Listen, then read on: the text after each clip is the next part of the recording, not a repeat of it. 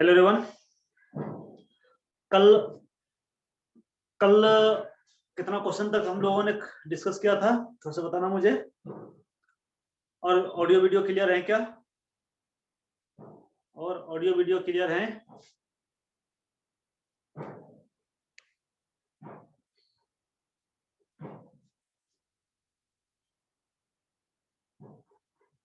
Hello, क्या मेरी आवाज आ रही है? हेलो, ओके, ठीक है। ऑडियो वीडियो क्लियर है? दोनों ऑडियो वीडियो दोनों क्लियर हैं?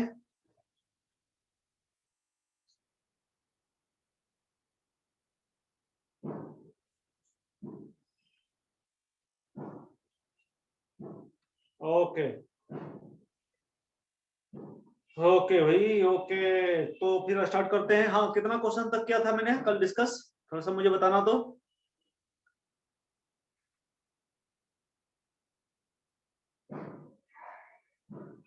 कितना नंबर क्वेश्चन तक मैंने डिस्कस किया था कल?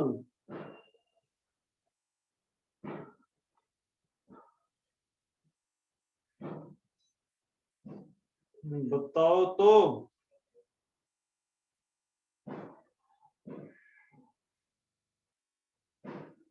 13 करना है? ओके, तो चलो फिर स्टार्ट करते हैं हम लोग। क्वेश्चन नंबर 13 है ना? क्वेश्चन नंबर 13, क्वेश्चन नंबर 13 देखो। 13 में कह रहा है कि ozone reacts with Ki solution to produce ozone O3। ये Ki से रिएक्ट करके क्या प्रोड्यूस करेगा? तो O3 आप जानते हो कि एक ऑक्सीडाइजिंग एजेंट होता है ना? Oxidizing agent. और ऑक्सीडाइजिंग एजेंट क्यों होता है भाई? क्योंकि जब O3 जो है ये थर्मोडायनेमिकली जो है अनस्टेबल कंपाउंड होता है ना? मैं आपको बता दूं कि this is thermodynamically unstable compound. Means इसके पास जो एनर्जी है वो ज्यादा ही होता है, ठीक है? तो ये ब्रेक करता है O2 और वो बनाता है, this is the nascent oxygen. Nascent oxygen. और मैंने पहले भी डिस्कस किया है कि इसी नेस्टेंट ऑक्सीजन के कारण जो है ये it behaves as oxidizing agent, है ना? तो क्या करता है ना, ये Ki को ये ऑक्सीडाइज कर देता है, यानी Ki को ये नेस्टेंट ऑक्सीजन इन एक्वस सॉल्यूशन ये ऑक्सीडाइज कर देता है I2 में, है ना? I2 में। और प्लस क्या बन जाता है? तो पोटेशियम हाइड्रोक्साइड बन जाता है ना? रिएक्शन को बैलेंस अगर करोगे तो यहाँ 2 मोल्स ले लोगे तो ये 2 मोल्स पोटेशियम हाइड्रोक्साइड हो जाएगा। 2 हाइड्रोजन 2 ऑक्सीजन, ये ठीक है। तो यहाँ क्या बन रहा है? अगर दोनों को अगर आप बैलेंस ही करो, ऐड कर दो, है ना? दोनों रिएक्शन को देखो, दोनों को ऐड कर दो तो ये ऑक्सीजन कैंसिल हो गया, और कुछ कैंसिल आउट होगा और कुछ कैंसिल आउट नहीं होगा, ठीक है? तो क्या है लेफ्ट साइड में? देखो क्या है लेफ्ट साइड में? O3 plus 2Ki plus water, है ना? ये O3 2Ki plus water. Right side में क्या फॉर्म होगा भाई? तो राइट साइड में फॉर्म होगा O2 प्लस I2, यानी I2 plus O2 plus 2 moles of potassium hydroxide, है ना? ये बनेगा। यहाँ क्या मिल रहा है? तो आयोडीन मिल रहा है, ऑक्सीजन मिल रहा है, ऑक्सीजन गैस, और पोटेशियम हाइड्रोक्साइड मिल रहा है, ठीक है? तो आप देखो कि इसमें क्वेश्चन नंबर 13 ए में है O3 ओनली, बी में है I2 ओनली, नहीं, O2 और I2 दोनों मिलेगा, प्लस पोटेशियम, तो पोटेशियम हाइड्रोक्साइड तो दिया ही नहीं है तो नो प्रॉब्लम, तो I2 और O2 दोनों मिलेगा। और ये किस में है तो डी में, ऑप्शन डी में जो है, डी में देखो आप, डी में दोनों है, I2 एंड O2, है ना। तो ये ऑक्सीडाइज कर देता है, यानी कि यहाँ -1 ऑक्सीडेशन स्टेट है, आप देख लो, इधर आयोडीन का ऑक्सीडेशन नंबर -1 है भाई, है ना, -1, इधर क्या हो गया तो ये इधर 0 हो गया, है ना। ये आयोडीन को ऑक्सीडाइज कर देता है, इसलिए ये ऑक्सीडाइजिंग एजेंट की तरह बिहेव करता है ना।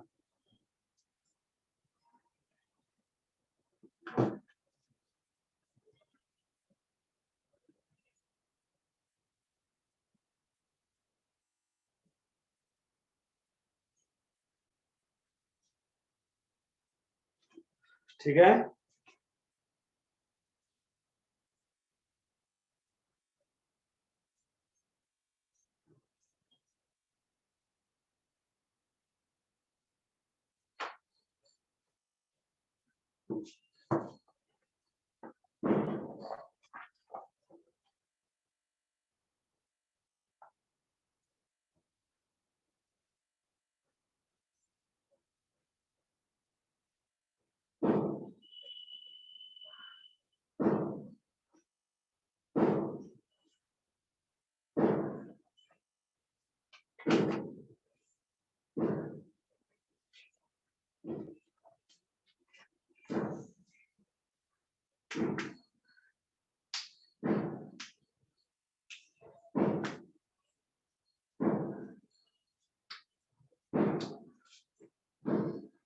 हो गया। चलो नेक्स्ट क्वेश्चन देखते हैं हम लोग, क्वेश्चन नंबर 14।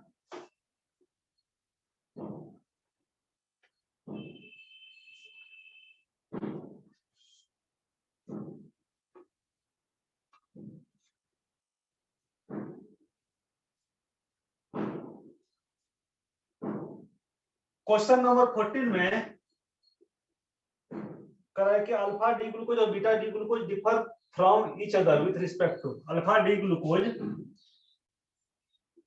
और बीटा डी ग्लूकोज, इस दोनों में क्या डिफरेंस है। तो number of OH group, number of OH group तो दोनों में सेम होता है, वही configuration at the C1 carbon atom, हाँ C1 कार्बन पर कन्फिग्रेशन दोनों का चेंज होता है। Size of hemiacetal ring, नहीं, रिंग का साइज दोनों में सेम होता है। Configuration of eight C5 carbon, नहीं, C5 कार्बन का भी कन्फिग्रेशन सेम होता है। इसमें आंसर जो है, इसका आंसर बी होगा। देखो क्या होता है ना, अल्फा डी ग्लूकोज और बीटा डी ग्लूकोज, इसमें जो है, जो हेमी एसिटल का जो रिंग होता है, रिंग का साइज सेम होता है ना। इसको आप अल्फा डी ग्लूकोज ले लो और this one is beta D glucose, है ना, बीटा डी ग्लूकोज। नंबरिंग जो हम लोग करते हैं इधर से 1 2 3 4 5, है ना, ये ठीक है। 6 मेंबर रिंग होता है,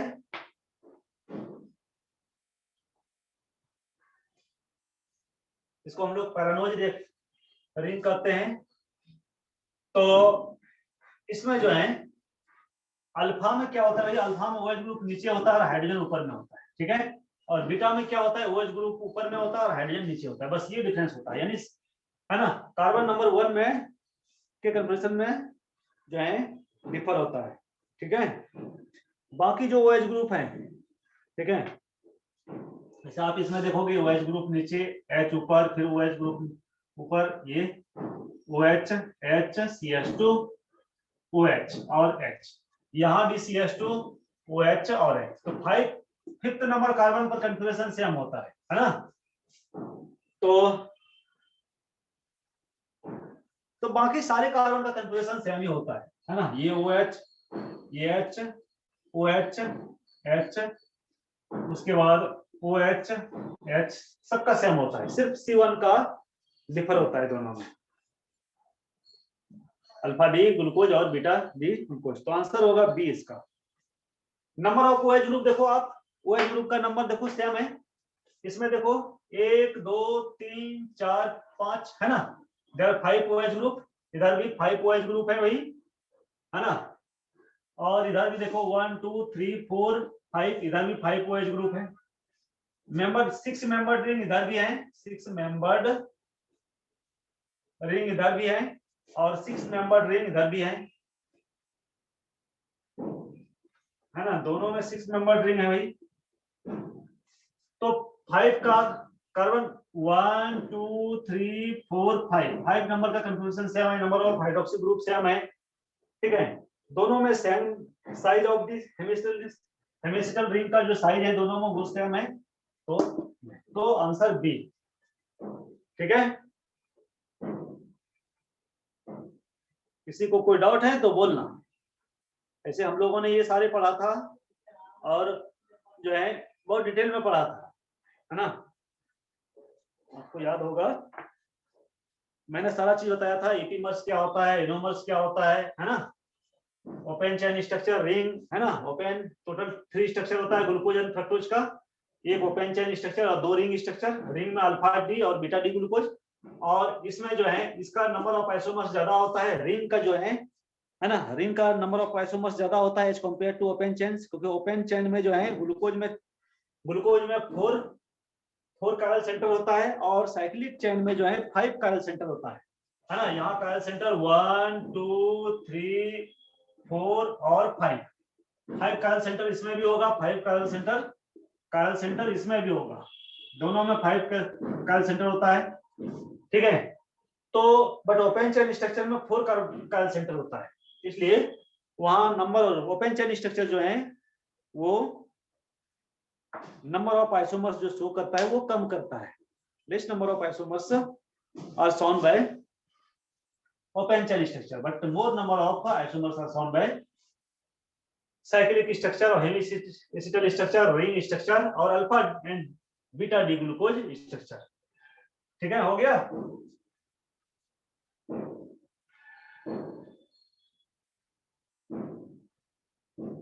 हो गया।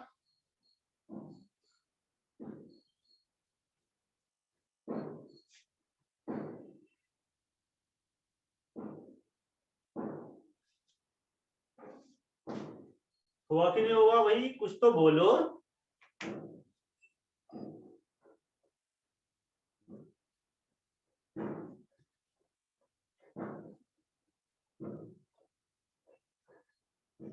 कुछ तो बोलो।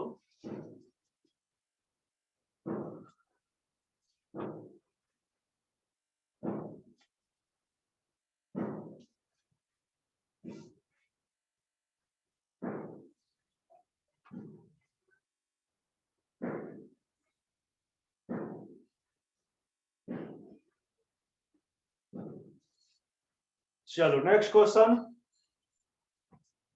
Question number 15।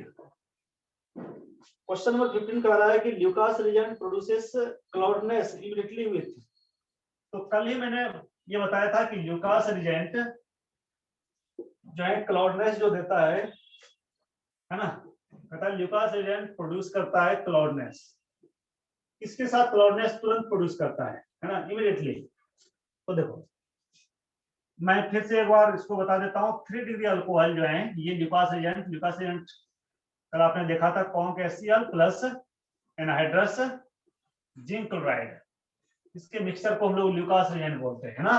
कभी कभी फॉर्मूला भी पूछ देता है, और जेई में नीट जेई में है ना, IIT जेई में एक बार फॉर्मूला पूछ दिया था कि ल्यूकास एजेंट का फॉर्मूला क्या होता है, ठीक है। तो ये तुरंत ही देता है ना क्लाउडनेस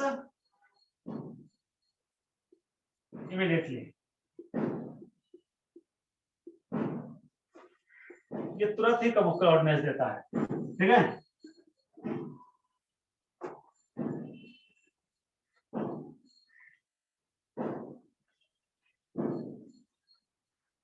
और टर्बिडिटी, क्लाउडनेस कहो या टर्बिडिटी, ठीक है, याद रखना टर्बिडिटी।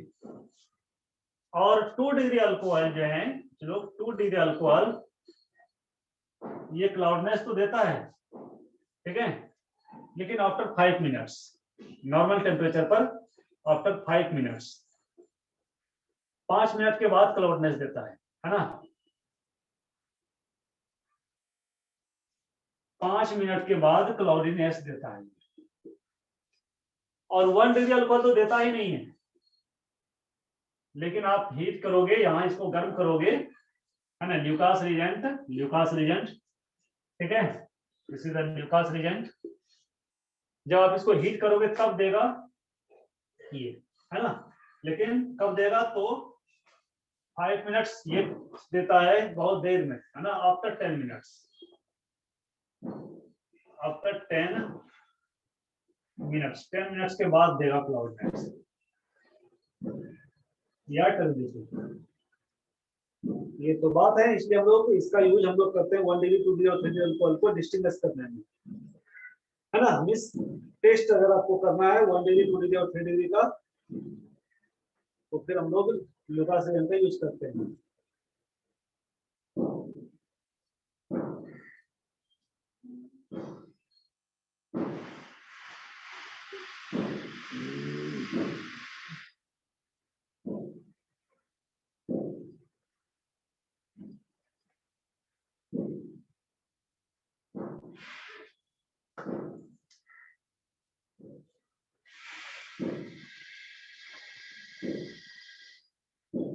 हो गया?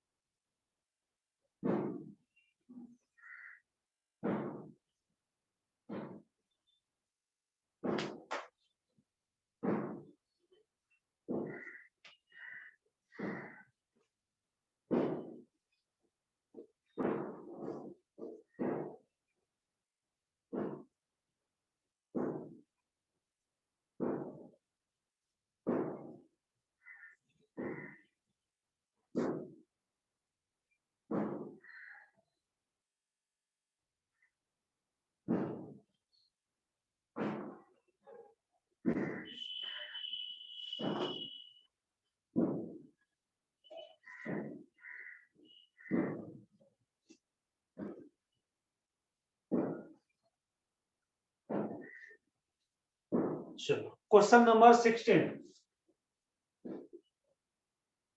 में कह रहा है कि which of the following is most reactive towards nucleophilic substance. Most reactive कौन होगा? Most reactive towards nucleophilic substitution reaction, है ना, ये क्वेश्चन। और ऑप्शन है वही 4 तो ऑप्शन रहेगा ही। सेकंड है यानी ए और बी, बी जो ऑप्शन है भाई, बी ऑप्शन है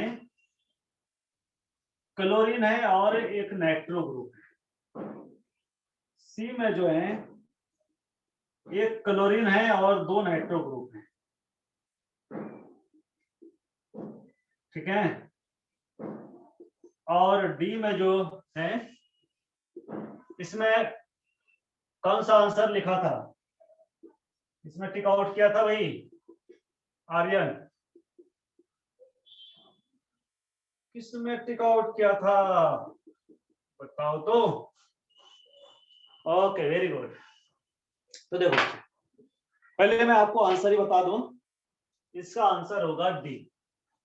आप पूछो क्यों डी होगा? तो देखो न्यूक्लियोफिलिक सब्स्टिट्यूशन रिएक्शन मींस क्या? जो न्यूक्लियोफाइल देगा, और ये न्यूक्लियोफाइल कहां जाएगा? जहां सबसे ज्यादा पॉजिटिव चार्ज होगा, है ना। ये न्यूक्लियोफाइल, है ना, दिस न्यूक्लियोफाइल गोज टू डाइट कार्बन एटम, है ना, ये डाइट, है ना, मोलिक्यूल, है ना, which has greater positive charge intensity, which has greater positive charge intensity और डेंसिटी, जिसमें पॉजिटिव चार्ज का डेंसिटी जितना ज्यादा होगा उधर ही जाएगा। पॉजिटिव चार्ज का डेंसिटी सबसे ज्यादा कहां होगा? देखो ये न्यूक्लियोफाइल आखिर क्या करेगा कि ये न्यूक्लियोफाइल क्या करेगा, तो ये क्लोरीन को यहां से हटा देगा, यानी यहाँ ये जो है न्यूक्लियोफाइल इधर आएगा और ये क्लोरीन को हटा देगा।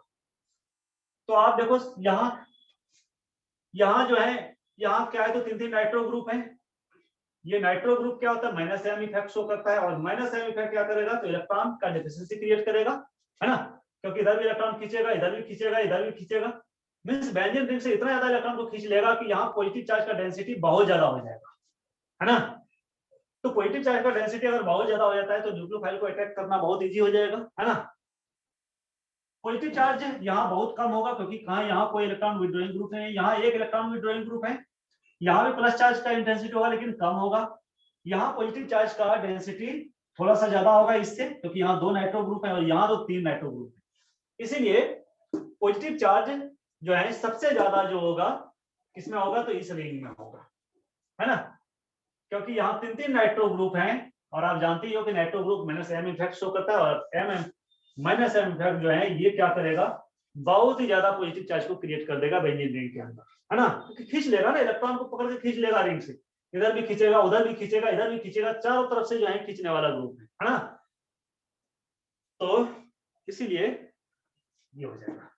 अगर इलेक्ट्रोफिलिक सब्स्टिट्यूशन रिएक्शन का आपको ऑर्डर कहे कि भाई इलेक्ट्रोफिलिक सब्स्टिट्यूशन रिएक्शन का ऑर्डर क्या होगा, तो इलेक्ट्रोफिलिक सब्स्टिट्यूशन रिएक्शन में जस्ट अपोजिट ऑर्डर जाएगा, क्योंकि इलेक्ट्रोफाइल है, इलेक्ट्रोफाइल को क्या चाहिए इसको, है ना, ये वहां जाएगा जहां इलेक्ट्रॉन का डेंसिटी ज्यादा मिलेगा। और अगर चारों में हम लोग कंपेरिजन करें तो सबसे ज्यादा इलेक्ट्रॉन का डेंसिटी आपको इसी में मिलेगा, क्योंकि इसमें इलेक्ट्रॉन विड्रॉइंग ग्रुप नहीं है, इसमें इलेक्ट्रॉन खींचने वाला ग्रुप नहीं है, तो इसमें इलेक्ट्रॉन का डेंसिटी सबसे ज्यादा होगा रिंग में। इसलिए इलेक्ट्रोफाइल की अगर बात करें तो इलेक्ट्रोफिलिक सब्स्टिट्यूशन रिएक्शन सबसे ज्यादा ये देगा, लेकिन न्यूक्लियोफिलिक सब्स्टिट्यूशन रिएक्शन सबसे ज्यादा डी देगा। बात समझे, किसी को कोई डाउट?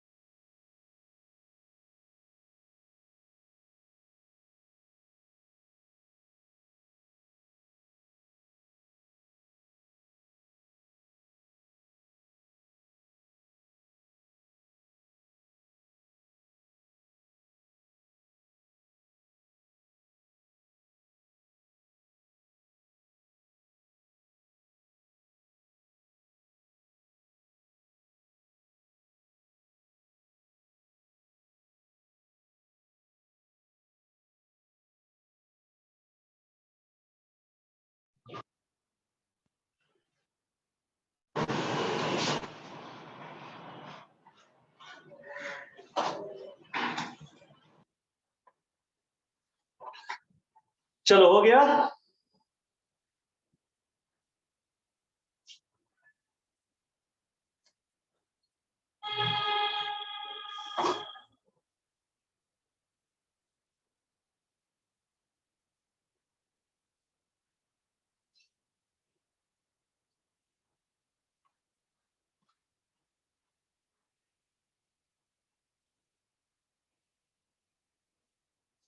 चलो भाई नेक्स्ट क्वेश्चन हम लोग देखते हैं।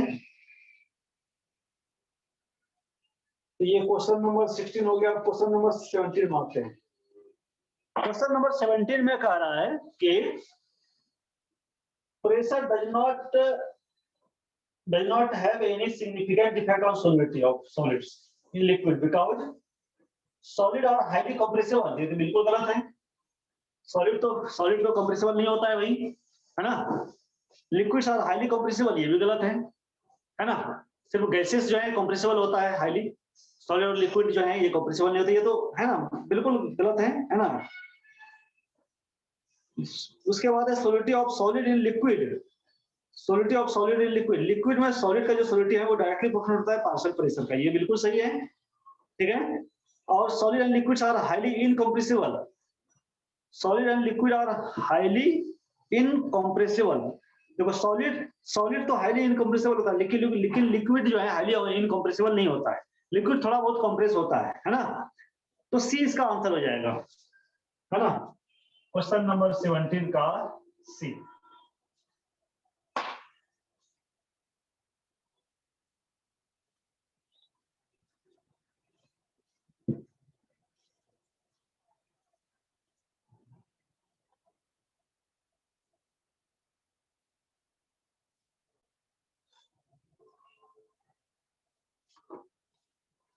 क्वेश्चन नंबर 18,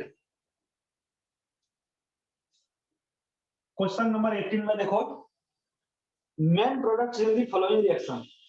इस रिएक्शन का मेन प्रोडक्ट क्या होगा? देखो ये है आपका, इधर नाइट्रो ग्रुप है भाई, ये रिएक्टिविटी को कम कर देगा, चलो ठीक है, बट हमें रिएक्टिविटी नहीं देखना है कितना ज्यादा है, हमें प्रोडक्ट देखना है कि प्रोडक्ट क्या बनेगा। तो देखो प्रोडक्ट ये क्या देगा, तो सबसे पहले हम लोग देखते हैं कि क्या है। तो यहाँ ब्रोमीन है, Br2 है और हीट, ठीक है, ब्रोमीन और हीट है ना। हीट यानी आप समझो कि यूवी लाइट के जगह पर हीट दिया हुआ है ना, यूवी लाइट के प्रेजेंस के जगह पर आपको हीट दिया हुआ है। तो यूवी लाइट हो या हीट हो, ये कौन सा रिएक्शन देता है? तो ये फ्री रेडिकल सब्स्टिट्यूशन रिएक्शन देता है। हीट या यूवी लाइट ये कौन सा रिएक्शन देता है भाई? तो फ्री रेडिकल सब्स्टिट्यूशन रिएक्शन देता है। और फ्री रेडिकल सब्स्टिट्यूशन रिएक्शन कौन देता है भाई? तो ये देता है आपका अल्केन। बेंजीन रिंग तो ये रिएक्शन नहीं देने वाला है ना, क्योंकि रिंग जो है, रिंग ये जो रिंग है, आप इसका रिएक्शन ब्रोमीन से कराओगे in presence of UV light या हीट, तो ये रिएक्शन नहीं देने वाला है। क्यों? क्योंकि ये फ्री रेडिकल सब्स्टिट्यूशन रिएक्शन देता है। और बेंजीन रिंग जो है, बेंजीन रिंग क्या करता है कि ये इलेक्ट्रोफिलिक सब्स्टिट्यूशन रिएक्शन देता है, ये इलेक्ट्रोफिलिक सब्स्टिट्यूशन रिएक्शन देता है ना। एडिशन तो हो नहीं सकता है। अगर एडिशन होगा तो क्या होगा? एरोमेटिसिटी जो है खत्म हो जाएगा, इसका एरोमेटिसिटी जो है इसकी लॉस्ट हो जाएगी, है ना। तो ये एडिशन रिएक्शन नहीं दे सकता है ब्रोमीन के साथ। ये जो है इलेक्ट्रोफिलिक सब्स्टिट्यूशन रिएक्शन नहीं देता है इन प्रेजेंस ऑफ हीट, है ना। इलेक्ट्रोफिलिक सब्स्टिट्यूशन रिएक्शन के लिए क्या चाहिए? तो कैटलिस्ट चाहिए जो इसको इलेक्ट्रोफाइल बना सके। अगर ये ब्रोमीन और यहाँ अगर हम लोग FeBr3 यूज करें, तो ये FeBr3 जो है ये लुईस एसिड होता है, आप जानते हो लुईस एसिड, आपने पढ़ा होगा फ्रेडल है ना, फ्रेडल रिएक्शन में। तो ये क्या करता है? तो FeBr3 लुईस एसिड होता है, ये लुईस बेस की तरह बिहेव करता है और इसको इलेक्ट्रोफाइल बना देता है, यानी Br प्लस FeBr4 माइनस ये बना देता है, मींस ये इलेक्ट्रोफाइल, और फिर जो है इलेक्ट्रोफिलिक सब्स्टिट्यूशन रिएक्शन होता है। लेकिन यहाँ ऐसा है नहीं, है ना, ये इलेक्ट्रोफाइल हो गया भाई, तो यहाँ तो ऐसा है नहीं, ठीक है, यहाँ कोई लुईस एसिड नहीं दिया हुआ है, तो इलेक्ट्रोफिलिक सब्स्टिट्यूशन रिएक्शन ये नहीं हो सकता है ना। ये जो है देख लो, आपको हर तरह से तैयार रहना चाहिए, ठीक है, आपको हर तरह से तैयार रहना चाहिए। तो ये नहीं दे सकता है, यानी कि ये एडिशन रिएक्शन भी नहीं दे सकता है। तो कंक्लूजन क्या निकला? कंक्लूजन ये निकला कि एडिशन रिएक्शन नहीं देगा, इलेक्ट्रोफिलिक सब्स्टिट्यूशन रिएक्शन नहीं देगा, तो हीट के प्रेजेंस में यूवी लाइट के presence free radical substitution reaction देगा। फ्री रेडिकल सब्स्टिट्यूशन कौन देगा? तो अल्केन देगा। अब अल्केन देगा तो यहाँ 2 प्रोडक्ट मिलेगा आपको, ठीक है, 2 प्रोडक्ट मिलेगा। क्या 2 प्रोडक्ट मिलेगा? इसको नोट करना चाहते हो तो कर लो, इसको नोट करना चाहते हो तो कर लो, मैं यूं गया यूं आया।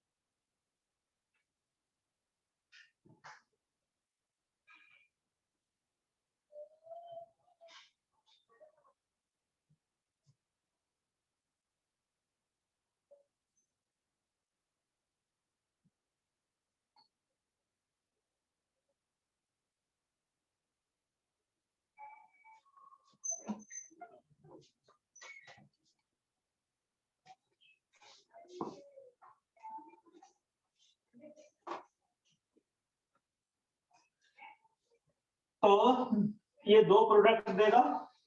क्यों 2 प्रोडक्ट देगा भाई?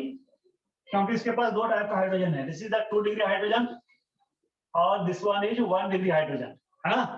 अगर यहाँ से हाइड्रोजन को रिप्लेस करके ब्रोमीन ऐड होता है तो एक तो ये प्रोडक्ट बनाएगा भाई CH2 Br, है ना, 1 डिग्री हाइड्रोजन, ये 1 डिग्री हाइड्रोजन को रिप्लेस करेगा ब्रोमीन, ठीक है। एक तो ये बनेगा, एक और क्या बनेगा भाई, तो एक और बनेगा ये नाइट्रो ग्रुप, हम लोग यहाँ रख देते हैं नाइट्रो ग्रुप। एक और प्रोडक्ट बनेगा ये, और यहाँ आएगा ब्रोमीन, यानी 2 डिग्री हाइड्रोजन को रिप्लेस करेगा, ठीक है, और इधर नाइट्रो, ठीक है। एक ये बनने का प्रोबेबिलिटी है और दूसरा ये बनने का प्रोबेबिलिटी है। 1 डिग्री हाइड्रोजन को रिप्लेस करेगा, ब्रोमीन इधर आएगा इस कार्बन पर, 2 डिग्री हाइड्रोजन को रिप्लेस करेगा तो ब्रोमीन इस कार्बन पर आएगा। आप बताओ कि इसमें मेजर प्रोडक्ट कौन सा होगा, जो मेजर होगा वही बनेगा, माइनर वाले, है ना, तो बनेगा नहीं, इसके माइनर वाले बनेगा तो बनेगा ही भाई। मेरा क्वेश्चन ये है कि अगर मेजर और माइनर दोनों देगा आपको तो नो प्रॉब्लम, लेकिन यहाँ तो दोनों है नहीं, यहाँ तो एक ही आपको दिया हुआ है, ठीक है। आप बताओ इसमें मेजर कौन सा बनेगा, सेकेंड वाला, Anushka, very good very good. ये वाला फर्स्ट ले लेते हैं, ये वाला सेकेंड, ये वाला जो है मेजर बनेगा। तो मैंने कहा था सिंगल प्रोडक्ट अगर आपको देता है तो वो मेजर वाला ही देगा, ये माइनर देगा। क्यों? क्योंकि ये इसमें जो है ना, यहाँ 1 डिग्री ये कम रिएक्टिव होता है, ये ज्यादा रिएक्टिव होता है, क्योंकि इधर 2 डिग्री फ्री रेडिकल बनता है, इधर 1 डिग्री फ्री रेडिकल बनता है। तो 2 डिग्री फ्री रेडिकल यहाँ जो है, ये हाइड्रोजन जब हटेगा तो 2 डिग्री फ्री रेडिकल बनाएगा, और यहाँ से ये एक हाइड्रोजन हटेगा तो ये 1 डिग्री फ्री रेडिकल बनाएगा। और 2 डिग्री फ्री रेडिकल आप जानते हो, 2 degree free radical is more reactive than 1 degree free radical, means ज्यादा स्टेबल होता है ना। आप स्टेबिलिटी कहो, इंटरमीडिएट का स्टेबिलिटी, तो 2 डिग्री फ्री रेडिकल ज्यादा स्टेबल होता है, इसे वो मेजर प्रोडक्ट बनाएगा। तो इसका आंसर हो जाएगा, आंसर कौन सा है, तो वही इसमें आंसर है आपका ए में, तो रिंग में ही ब्रोमीन को ऐड कर दिया है, नहीं हो सकता है। बी में जो है 1 डिग्री हाइड्रोजन को रिप्लेस किया है तो वो भी नहीं होगा। सी में 2 डिग्री हाइड्रोजन को रिप्लेस करके ब्रोमीन को ऐड किया, ये ठीक है। डी तो नहीं हो सकता है, डी में भी रिंग में ऐड कर दिया ब्रोमीन को, नहीं हो सकता है। तो आंसर जो है होगा सी, ठीक है, आंसर जो है सी होगा। किसी को कोई डाउट है तो क्वेश्चन बोलना भाई, बोलना, किसी को कोई डाउट हो तो बोलना।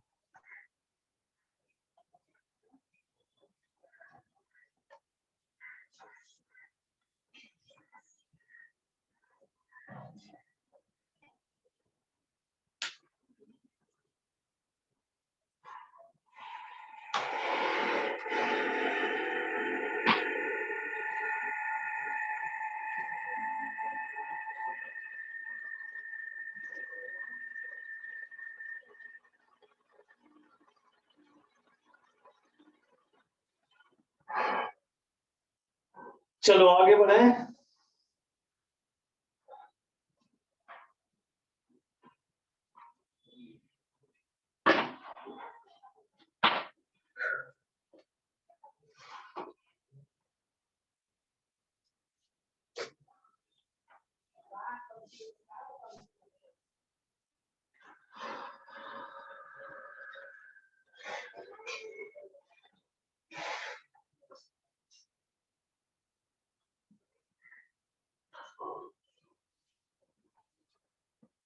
Question number 19 which of the following forms a strong p pi bonding?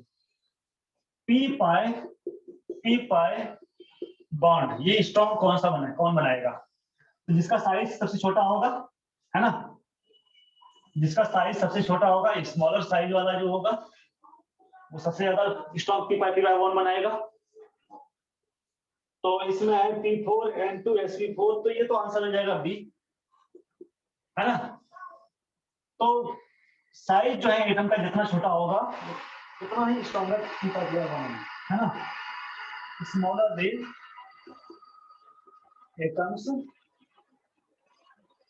smaller the atoms, stronger the p pi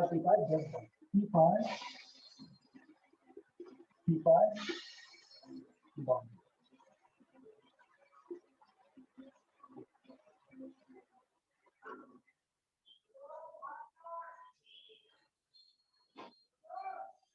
तो हाँ, इतना नाइट्रोजन आ जाएगा,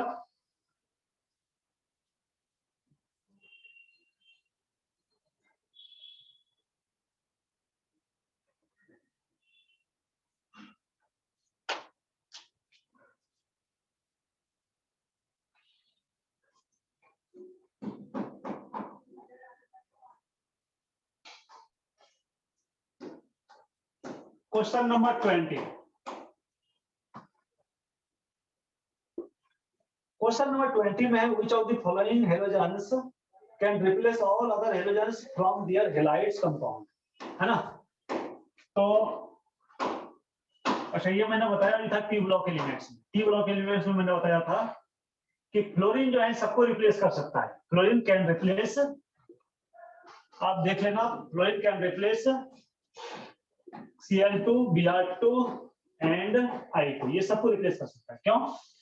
कि फ्लोरीन जो है सबसे स्ट्रॉन्ग ऑक्सीडाइजिंग एजेंट है ना। This is the strongest oxidizing agent, strongest oxidizing agent, है ना।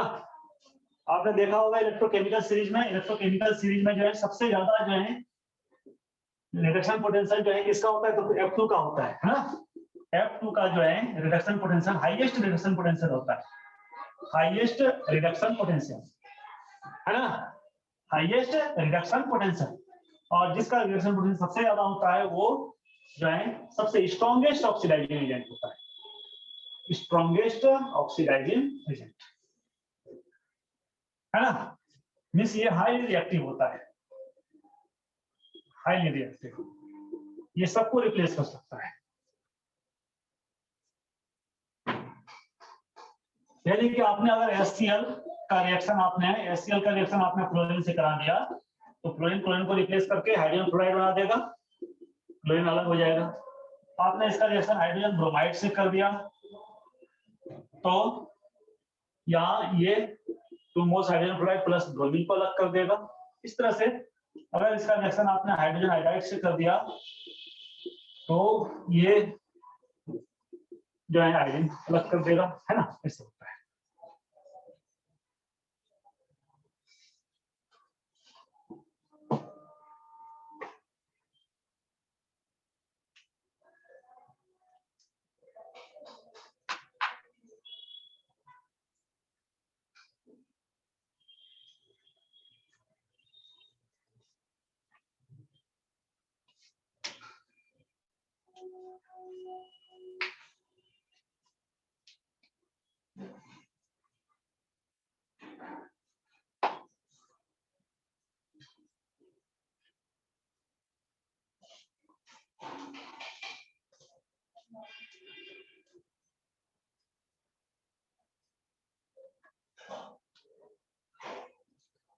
क्वेश्चन नंबर 21,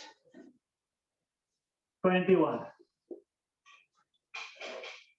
में कह रहा है कि functional unit that is repeated in protein molecule. Protein molecules में जो फंक्शनल ग्रुप रिपीट होता है, प्रोटीन किससे बना होता है, अमीनो एसिड से बना होता है। और कौन सा अमीनो एसिड से, अल्फा अमीनो एसिड, है ना। प्रोटीन जो है बना होता है अमीनो एसिड से, अल्फा अमीनो एसिड से। जब n number of alpha amino acid मिलता है तो जो है प्रोटीन बनाता है कंबाइन करके। और इसमें जो है फंक्शनल ग्रुप जो होता है वो क्या होता है भाई, तो C, इधर C double bond OH group, इधर NHHC। नहीं याद है ना, बायोमोलिक्यूल्स में नहीं पढ़ाया था, इधर का OH ग्रुप इधर का हाइड्रोजन, है ना, वाटर का रिमूवल होता है। और फिर क्या होता है, तो C डबल बॉन्ड ONHC ये बनाता है, this is the amide group. ये क्या होता है भाई, तो फंक्शन जो है फंक्शनली क्या होता है, तो ये अमाइड ग्रुप होता है, अमाइड ग्रुप। और ये क्या कहलाता है, तो पेप्टाइड बॉन्ड कहलाता है, this is the peptide bond, है ना, याद होगा पेप्टाइड बॉन्ड। तो ये तो बहुत इजी क्वेश्चन है, पेप्टाइड लिंकेज हो जाएगा, पेप्टाइड बॉन्ड पेप्टाइड लिंकेज, इसका आंसर हो जाएगा सी, इसका आंसर हो जाएगा सी 21 का, वेरी इजी क्वेश्चन। तो आपका क्वेश्चन नंबर 20 भी इजी था, 21 भी इजी था। 22,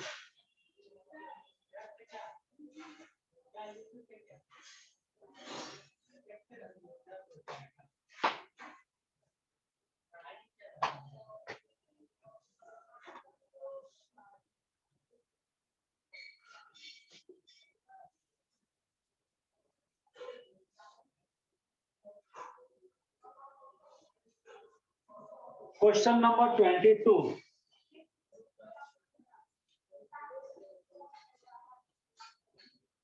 में the lowest boiling point of helium is due to, helium का बॉइलिंग पॉइंट सबसे कम होता है, क्यों?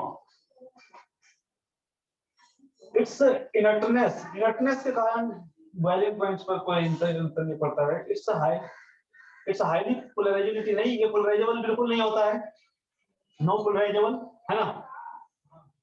इट्स स्मॉल साइज के कारण बॉइलिंग पॉइंट पर कोई ये नहीं होता। Weak dispersion forces between its atoms, इसका आंसर डी हो जाएगा, बी का 22 का डी हो जाएगा। डिस्पर्सन फोर्स यानी हीलियम और हीलियम के बीच डिस्पर्सन फोर्स जो है वो बहुत कम होता है ना। कोई अट्रैक्शन फोर्स होता ही नहीं भाई, अट्रैक्शन फोर्स नहीं होगा तो ये तुरंत ही बॉयल हो जाएगा, मींस तुरंत ही वेपर फॉर्म में चले जाएगा। वेपर फॉर्म में तो होता ही है, गैस फॉर्म में तो होता ही है ना। क्यों होता है? क्योंकि इंट्रैक्शन कम होता है। देखो आपसे पूछता है कि भाई इथेनॉल का बॉइलिंग पॉइंट ज्यादा होता है, क्यों? क्योंकि यहाँ इंट्रैक्शन होता है, वाटर के साथ इसका इंट्रैक्शन होता है ना। कौन सा? हाइड्रोजन बॉन्ड से, यहाँ हाइड्रोजन बॉन्ड होता है, इस हाइड्रोजन बॉन्ड के कारण इसका बॉइलिंग पॉइंट बढ़ जाता है। यहाँ तो ऐसा कुछ होता है नहीं इंट्रैक्शन, इसलिए यहाँ इंट्रैक्शन नहीं होता है, इसलिए इसका बॉइलिंग पॉइंट कम होता है। तो आंसर जो है इसका डी हो जाएगा।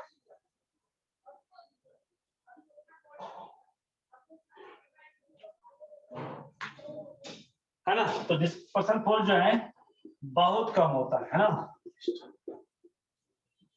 ना के बराबर होता है बहुत।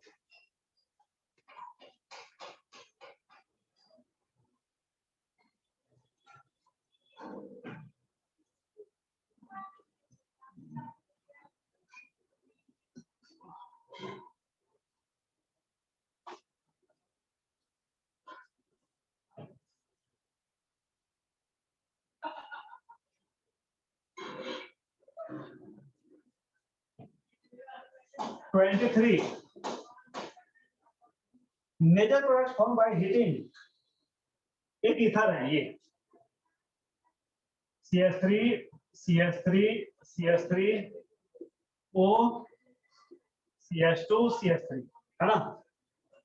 इसको हम लोग हीट करते हैं विद HI के साथ, इसको जब हम लोग HI के साथ हीट करते हैं ये प्रोडक्ट क्या बनाता है? ये प्रोडक्ट बनाता है I, ये वाला भी और ये वाला दोनों बॉन्ड ब्रेक करता है, और दूसरा बनाता है CH3 CH2 आदि, ये बनाता है। अगर हीट नहीं करेंगे तो प्रोडक्ट फिर कुछ और बनेगा, हीट नहीं करेंगे तो प्रोडक्ट कुछ और बनेगा। तो फिर प्रोडक्ट क्या बनेगा? अगर हम लोग, है ना, इससे अगर हम लोग CH3 CH3 O CH2 और CH3 इसको हम लोग HI से रिएक्शन करेंगे और हीट नहीं करेंगे, मींस कोल्ड एंड डाइल्यूट करेंगे। तो ये क्या करेगा? ये प्रोडक्ट क्या बनाता है? तो ये प्रोडक्ट बनाता है, एक तो हाइड्रो अल्केन बना देता है, एक हाइड्रो अल्केन बना देता है, और दूसरा जो है अल्कोहल बना देता है CH3 CH2 OH। दूसरा अल्कोहल बनाता है, एक हाइड्रो अल्केन दूसरा अल्कोहल बनाता है, लेकिन यहाँ दोनों हाइड्रो अल्केन बनाएगा, ठीक है, दोनों ही हाइड्रो अल्केन, दोनों ही हाइड्रो अल्केन बनाता है मेरे बच्चे, ठीक है।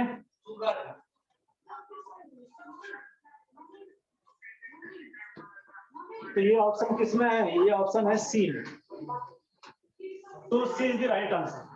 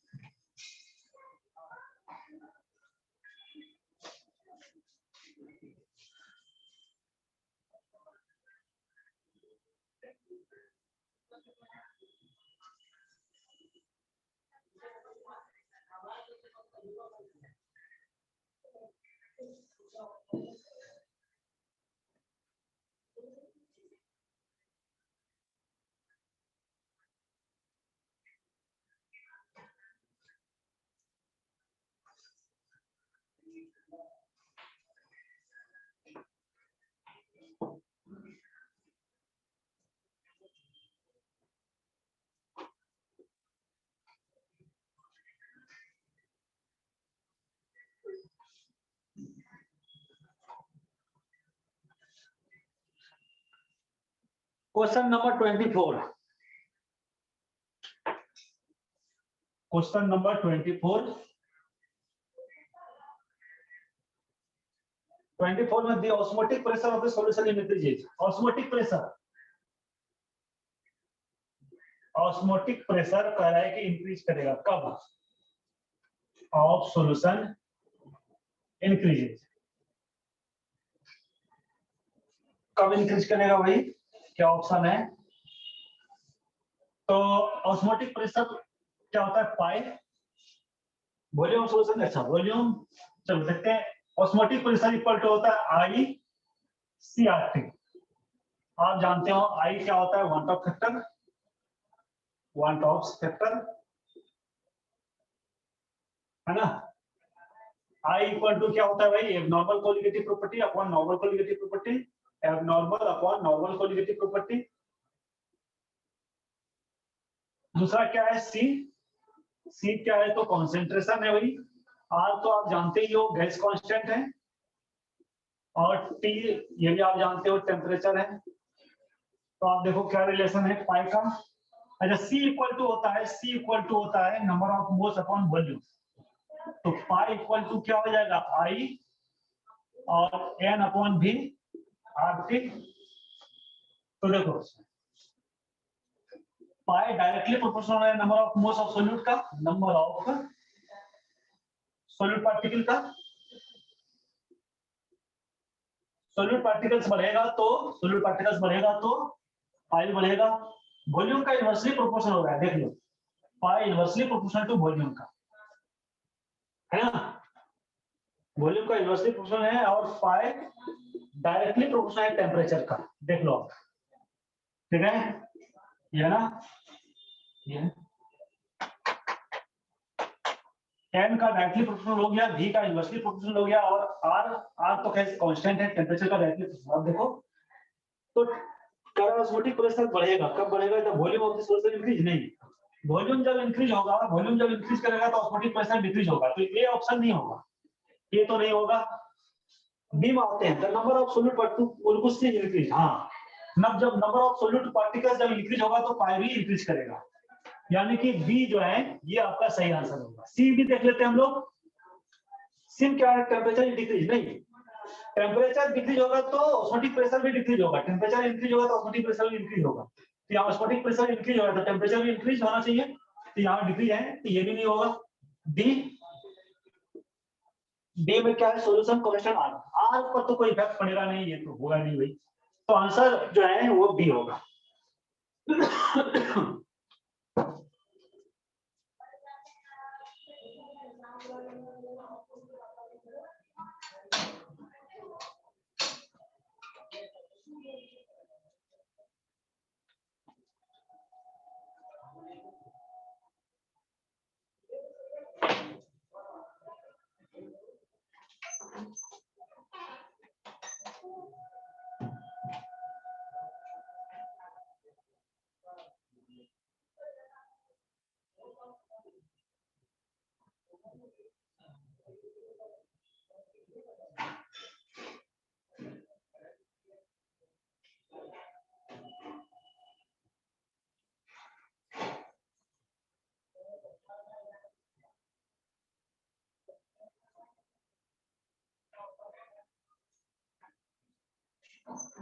अगली बार, फिर अगले बार होगा तो क्या डिस्टर्ब होगी ना।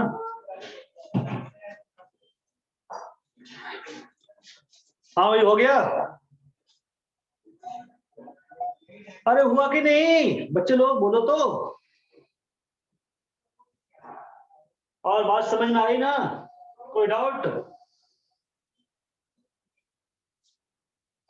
Any doubt?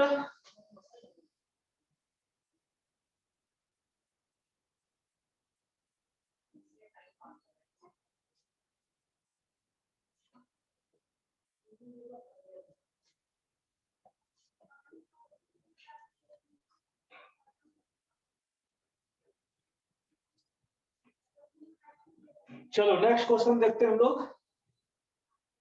Question number 25।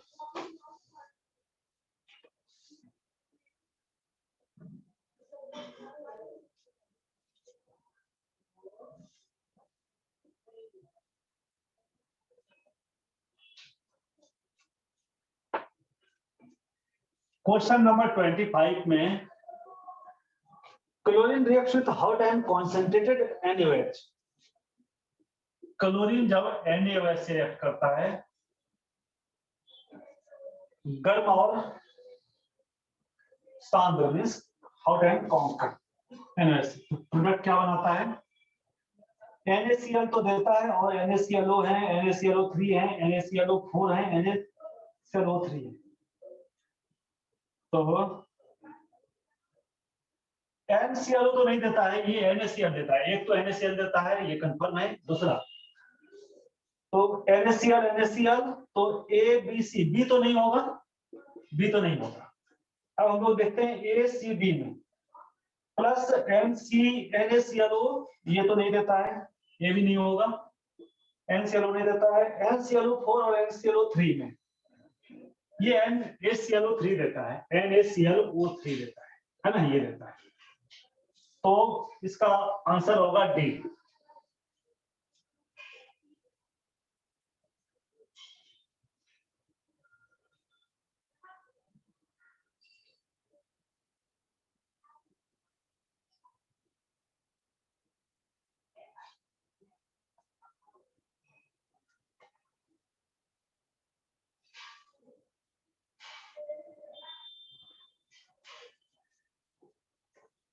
Next question,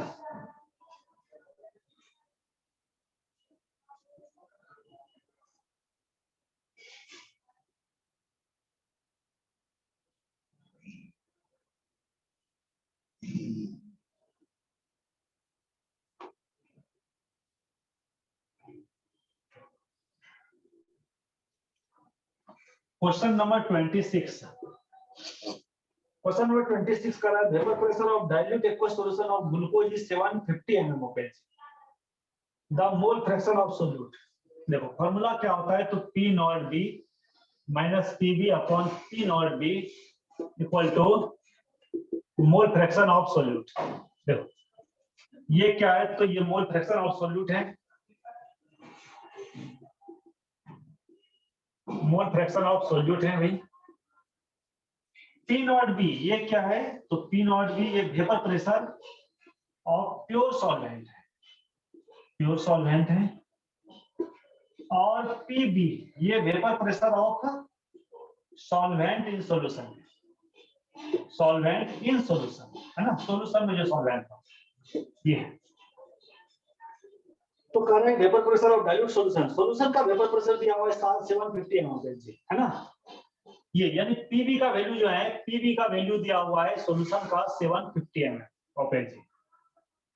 और vapour pressure of pure water यानी प्योर सॉल्वेंट का कितना होता है, 760 होता है, 760 mmHg। आप ये जानते हो 760 इक्वल टू क्या, 180 m, पता है नहीं भाई।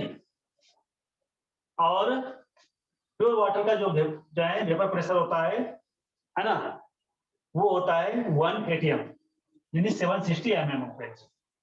ठीक, चलो तो हमें निकालना है क्या, मोल फ्रैक्शन। तो वैल्यू रखो, P नॉट B का वैल्यू हो गया 760 माइनस इसका हो गया 750 upon 760 equal to mole fraction of solute. ये कितना हो गया भाई, इधर लिखता हूं, तो ये हो गया 760 यानी 10 by 760 equal to mole fraction of solute. और ये कैंसिल हो गया, तो 1 upon 760 equal to mole fraction of solute. ये हो जाएगा आंसर। किसमें है, सी में है ना। तो 26 का आंसर हो जाएगा सी।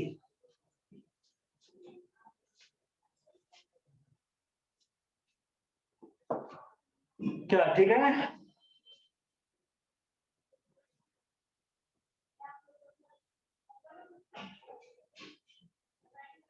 हाँ भाई ठीक है।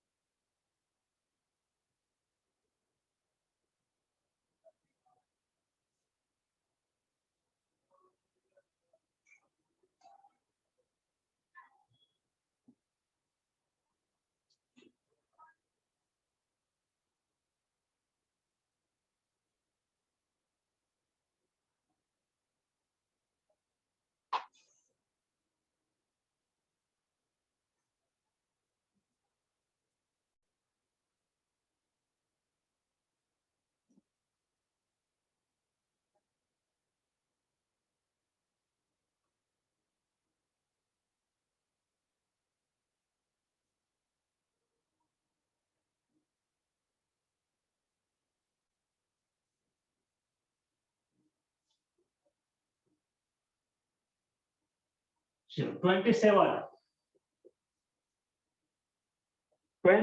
में the bases that are common in both DNA and RNA. DNA और RNA में दोनों में कॉमन कौन सा बेसिस होता है?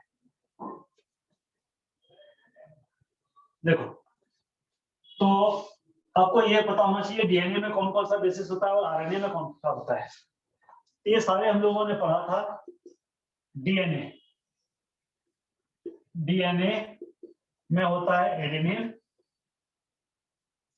ग्वानिन,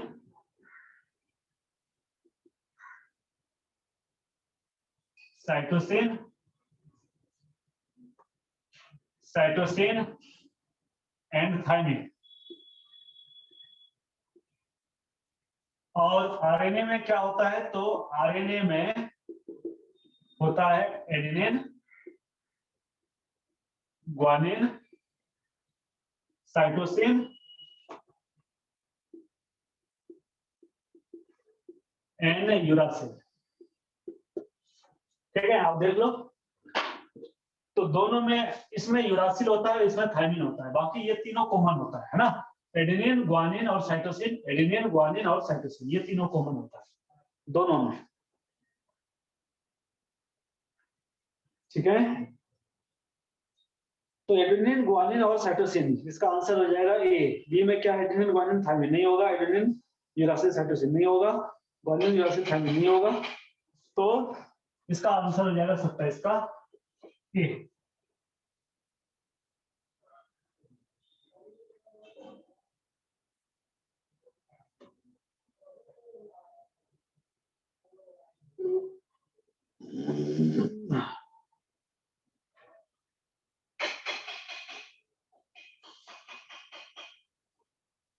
ट्वेंटी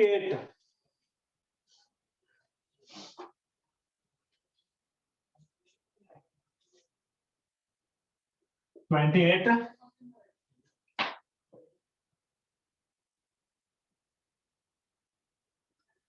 ये compound X with molecular formula C3H8O, C3H8 और O, ये मोलिकुलर फॉर्मूला X का है। Can be oxidized to another compound Y, इसका ऑक्सीडेशन करा रहे हैं दूसरे कंपाउंड Y, और इसका फॉर्मूला C3H6O2 है, C3H6O2 है। ठीक है, ये Y बन रहा है। करके X क्या होगा? X क्या होगा? तो देखो, X अल्कोहल तो नहीं हो सकता है। क्यों नहीं होगा? क्योंकि मान लेते हैं आप कोई अल्कोहल है, RCH2OH अल्कोहल है, इसका आप ऑक्सीडेशन कराओगे, ये पहले एल्डिहाइड बनेगा, और एल्डिहाइड बनाएगा तो क्या बनाएगा? CHO। देखो, ऑक्सीजन का नंबर यहाँ भी 1 है, यहाँ भी 1 ऑक्सीजन है, यहाँ भी 1 ऑक्सीजन है, 1 ऑक्सीजन है ना? कोई चेंज नहीं हो रहा है।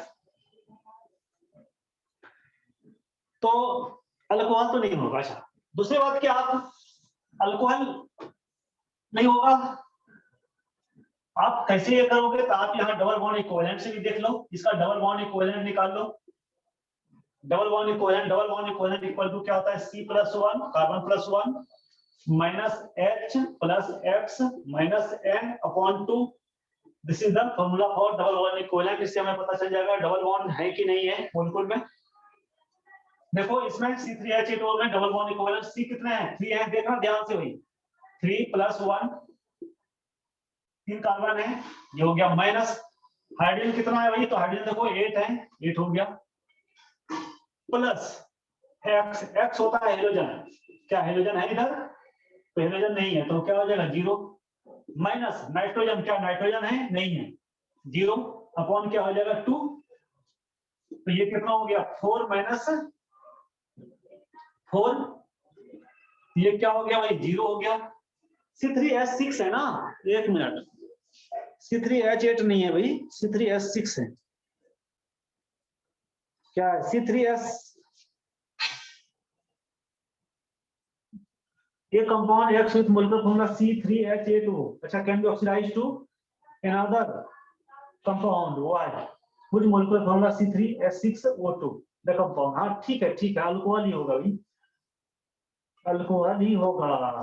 ठीक है, तो देखो इक्विवेलेंट जो है इसका डबल बॉन्ड इक्विवेलेंट जीरो है। डबल बॉन्ड इक्विवेलेंट जीरो होने का मीनिंग है no pi bond, no pi bond, no pi bond, no ring, है ना, no pi bond no ring, ना तो रिंग है ना तो पाई बॉन्ड है, तो एल्डिहाइड नहीं होगा, अल्कोहल ही होगा, है ना।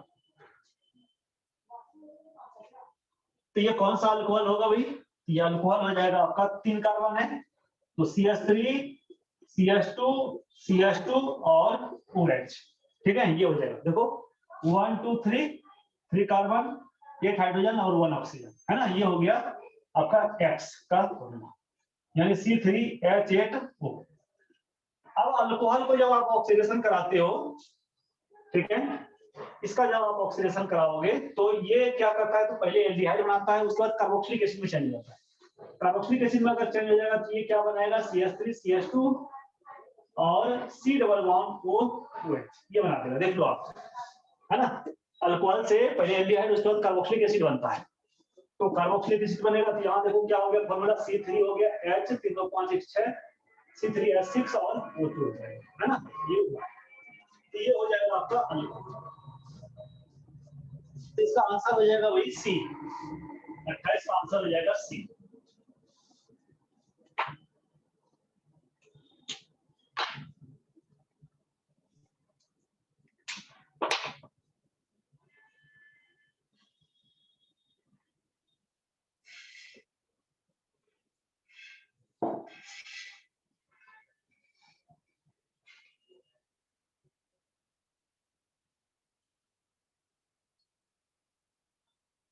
ठीक है, तो आज इतना ही, तो फिर हम लोग देखते हैं नेक्स्ट क्लास में, है ना।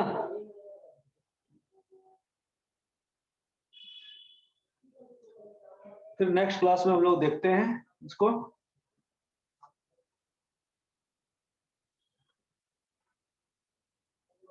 ओके, चलो ओके बाय।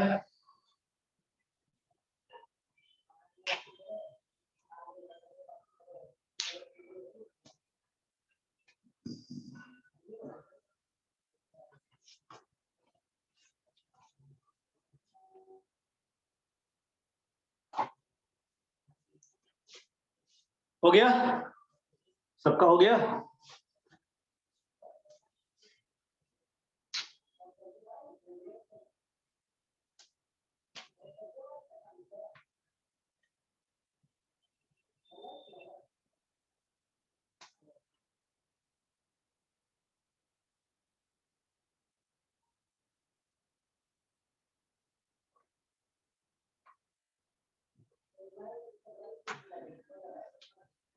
तो डबल बॉन्ड इक्विवेलेंट जीरो का मीनिंग होता है, डबल बॉन्ड इक्विवेलेंट जीरो अगर हो गया तो इसका मीनिंग है कि ना तो पाई बॉन्ड है ना तो रिंग है।